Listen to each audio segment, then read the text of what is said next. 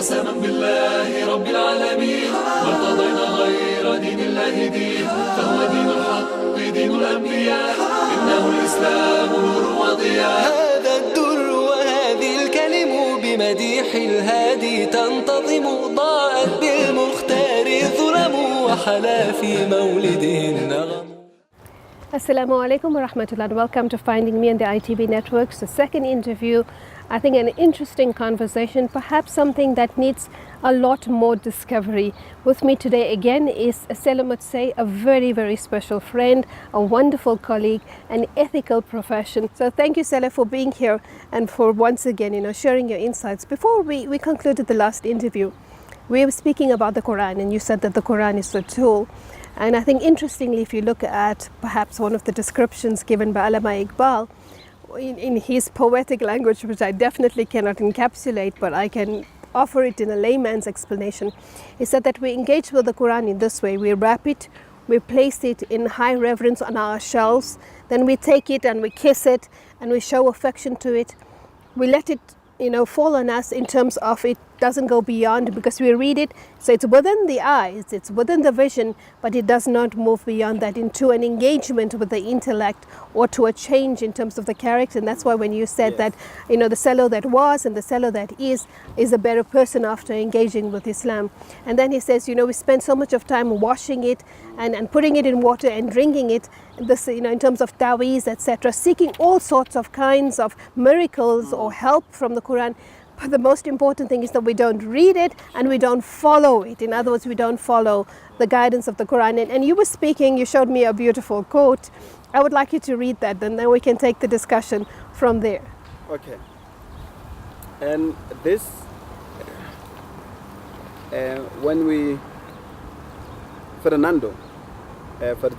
Galliani was an Italian economist who said, believe me, do not fear crooks or evil people, fear the honest person who is wrong. That person is in good faith. He wishes everyone well and everyone has his confidence. But unfortunately, his methods fail to get out the good in human. Sure. And the other one is Friedrich Nietzsche, who said, whatever harm the evil may do, the harm done by the good is the most harmful harm. And this is very powerful. So how do you understand this in relating to our current context? Look,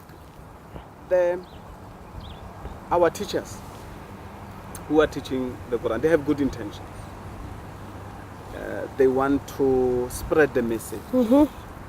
But unfortunately, the methods which they use is not helping the situation.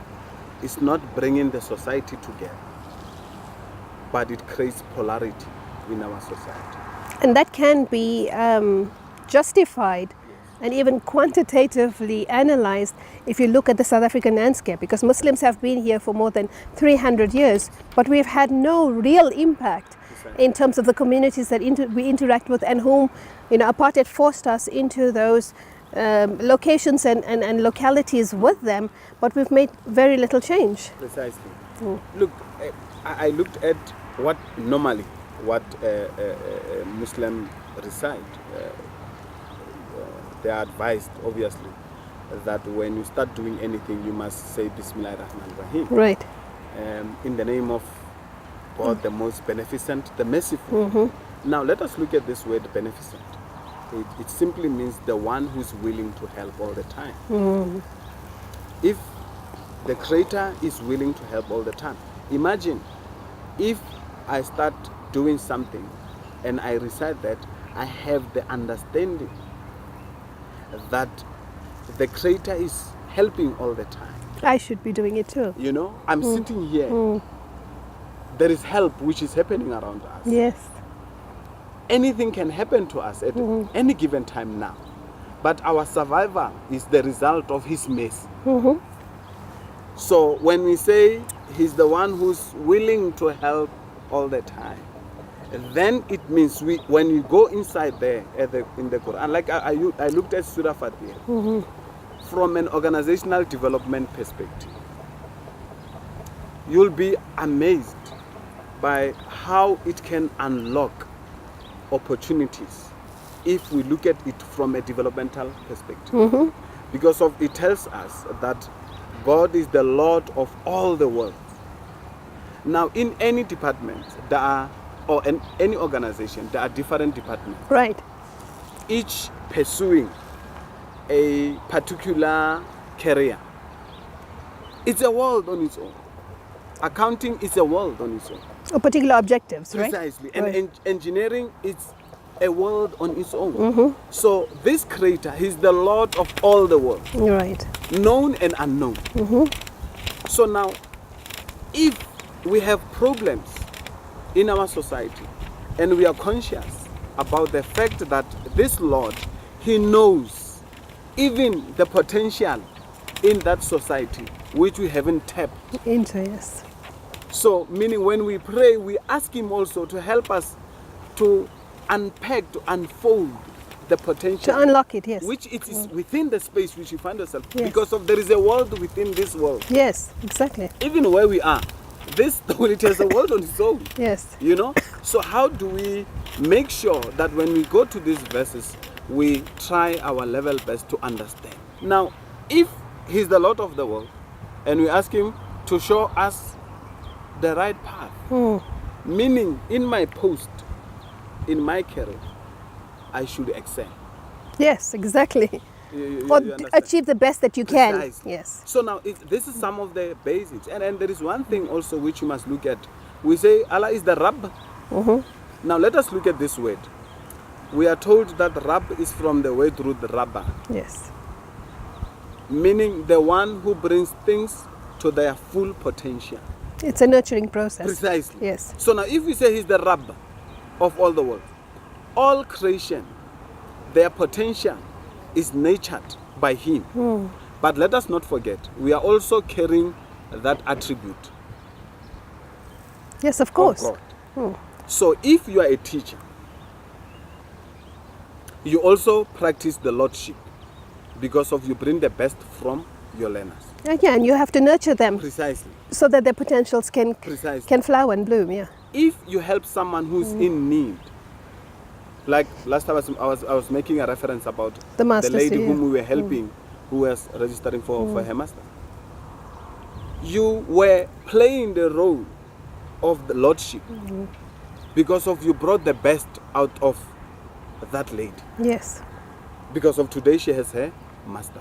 But you're also engaging in the attribute of beneficence, that Precisely. you're in a process of helping Yes, all the We time. are in this journey of manifestation of this attribute. Yeah. So meaning, if we try, like as you said, our level best to understand what this message is trying to tell us, then it will unlock endless opportunities in all of us. And that's where the code then comes into play, because that although you said many of our leaders in our community, and we're speaking specifically about the Muslim leaders, their intention is good, but they've perhaps approached it differently, or maybe in a way that manifests a shortcoming. Precisely. And so therefore we need, firstly, as we said in the first interview, to decolonize Islam, and secondly perhaps just go back and relearn, and then take this new knowledge, this understanding, because Islam itself does not need revival or innovation or renewal. We need that within ourselves to look at it afresh and say, how do I benefit from this divine message, this very beautiful message? We have to go to a break. When we come back, I want you then to introduce to us Kwebong Consulting and tell us how these particular messages have transferred into it, and the Liberation Project that you're embarking on very soon. We'll see you after the break. بمديح الهادي تنتظم ضاءت بالمختار الظلم وحلا في مولده النغم بمديح الهادي تنتظم ضاءت بالمختار الظلم وحلا في مولده النغم. Assalamu alaikum wa rahmatullah. Welcome to the second segment, the second interview with Sello Motsei, and we're having a very interesting conversation about unpacking the understanding of Islam, the decolonizing of Islam, and the negative effect colonized Islam has had on our relationships with each other in South Africa, especially this gap that has been created between the Indian Muslims and the African Muslims. And Sello, so that quote was very powerful, because immediately I registered, exactly what it is that you were saying. And so we can't find fault. And the idea is not about finding fault or blaming, but actually taking responsibility to realize that you've committed a grave injustice to the message of the deen. And I'm struggling a lot with this also recently, because it's not a topic conversation we're going to have now, but I just want to broach it quickly, is the high prevalence or incidence of men coming into marriages and telling their wives, Islam has given me permission to take a second wife, so I'm taking a second wife, without realizing the full manifestation of that. And that particular verse was specific. It was not about sexual desire or, about prostitution or any of those kind of things. It was very, very specific. And then Allah says, but if you cannot, then be just. Yes. and keep one, So exactly as you're saying, relating to this concept of, a misunderstanding, or perhaps, I don't know how else that it is, but is it a misunderstanding? Is it a shortcoming that we're struggling with, explaining Islam in a way that is beneficial? Like you said, we should be helping, that when somebody encounters Islam, it should be helpful, it should be beneficial, it should be like the rap, nurturing. Yes. It should create a positive impact. And that was my argument with one of the speakers that I spoke to a while ago, who was from Pakistan, and he came and he said, but the idea was that we're going to create this Sharia in an Islamic society.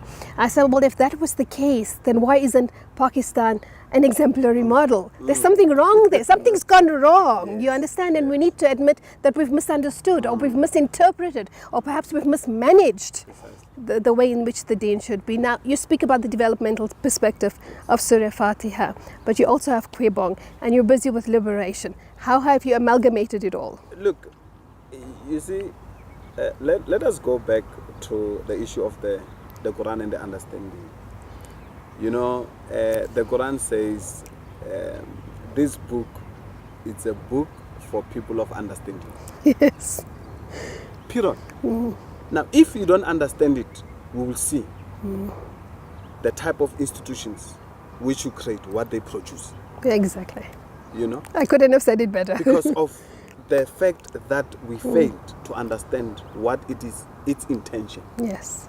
What is it trying to accomplish? What are the outcomes of a person who embraces Islam? And it, which brings me back to another word, the concept of algebra. If we agree that algebra is from the word root al-jabir, meaning the reunion of broken parts. Yes. So implied, if we as Muslims understand the fact that Allah also is al-jabir, then it follows that any community which is disintegrating, we were supposed to be the first to reunite. Yes, the union of the parts. Exactly. But let us take it further. If people, they are broken internally, we were supposed to be the ones who reunite their broken hearts. So because of we carry the tool of reuniting the broken parts. So it's from our example, isn't it? Precisely. Yes. So now, if we can establish that unity internally, then obviously it will just implode. So meaning everyone around us will feel the vibe of that energy. So like somebody would say it's karma or chi or something like that. Yes. Yes. And so you're asking the concept of what we do in terms of development. Look, reading is one of the core of the concept of which we are running in terms of development. I was coming from Indonesia and going through Singapore, and I came across a book on the art of collaboration, which was written by it was a book about a Chinese admiral who was a Muslim practicing Buddhism in those days. Right. And when I came back, I looked at this book, and I remember when Allah says in the Quran that oh, you who believe, why do you say that which you do not do? So manifestation is an integral part of the message. Then we looked at this book and we had a seminar on the art of collaboration. So implied, we try to do projects, programs which speaks to development. Like now we are running this program on liberation partners. Yes. We are looking at countries which contributed towards our liberation. What are the lessons which we can draw from those countries? And what are we going to do with those lessons? Can we improve our society by looking at collaborations which took place in our liberation?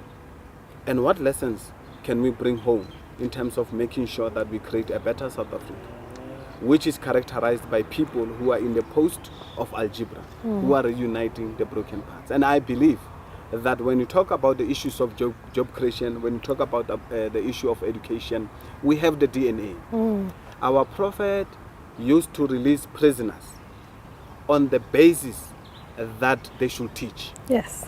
That is Or contribute something positively. Precisely. Yes, exactly. That is the heritage which Muslims have. But the education of this country collapsed in front of Muslims who were ministers, which is a sad story. You know? Yeah. So we need to go back and try to reconnect with this message, because of it is a technology of social change. It is a technology of engineering a better society.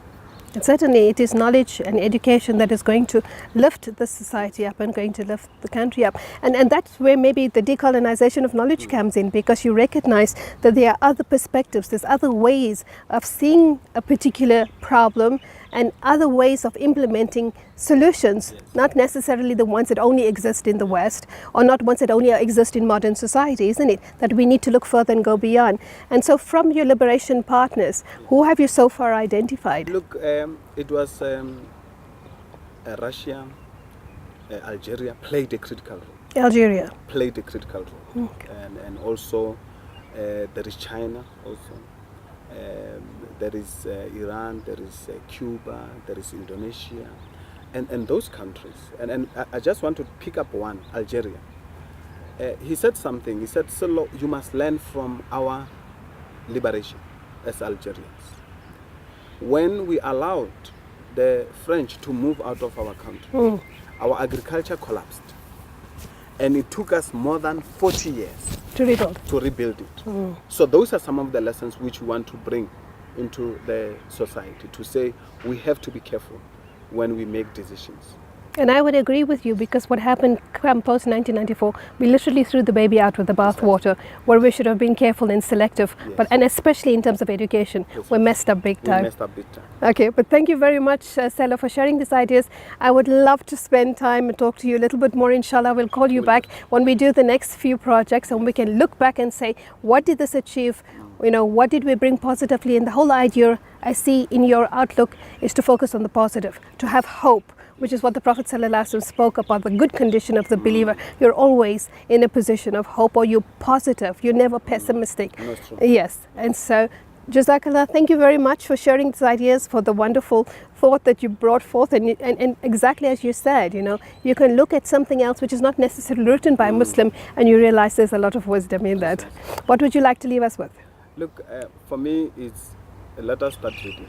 Yes. The first revelation, it was Iqra. We are not reading, and we don't understand. Yes. So we have to read, we have to understand. It's an instruction that we must read. And it is also an instruction that this book is for people of understanding. So you need to make You an have to effort to understand it. Precisely. It's not just lip service. No, it can't work. and maybe lastly, there is this saying of the cousin of the Prophet, Ali radiallahu anhu, who said, knowledge is a belief acted upon. So we have to manifest. There must be action. There must be manifestation. So not just lip service, not just talk. Can't be. You have to embody Islam. Thank you very much, Sello. Thank you for sharing this time. Fi amanillah, wassalamu alaikum wa rahmatullah.